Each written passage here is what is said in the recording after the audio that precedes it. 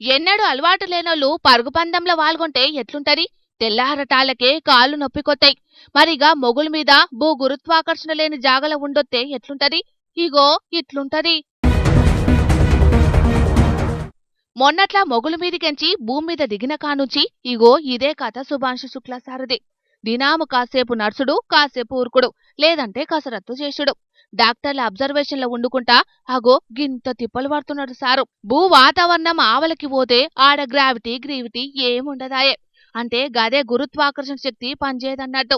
అట్లా పనిచేయకపోయేటాళ్లకు శరీరంలా తీరుతీర్ల మార్పులు జరుగుతాయట. గుండె కొట్టుకునుడు మీద, కండరాలు పనిచేసుడు మీద కొంచెమన్నా ఎఫెక్ట్ ఉంటదట. జీరో గ్రావిటీ అంటేనే అట్లుంటది మరి. అసొంటి జాగలుండొచ్చిండు కాబట్టే ఇగో గీ తిప్పలు. చూత్తాండ్రు గదా, చిన్నప్పుడు వడ్డటే తప్పటడుగులు వడ్డే సారుకు తొల్తా. అటెంకా కసరత్తులు చెయ్యంగా భూ వాతావరణానికి అలవాటయ్యి మెల్లమెల్లగా అడిగేసిండు. బుధారం దాకా సారు అమెరికాలోనే ఉంటాడట. ఇక అటెంకా మన దేశానికి పయనమైతాడు. శుభాంశు సారు మంచిగా కోలుకోవాలని, మన దేశానికి ఇంకెంతో గొప్ప పేరు దేవాలనని మన జోర్దార్ తరపున కూడా కోరుకుంటున్నాం.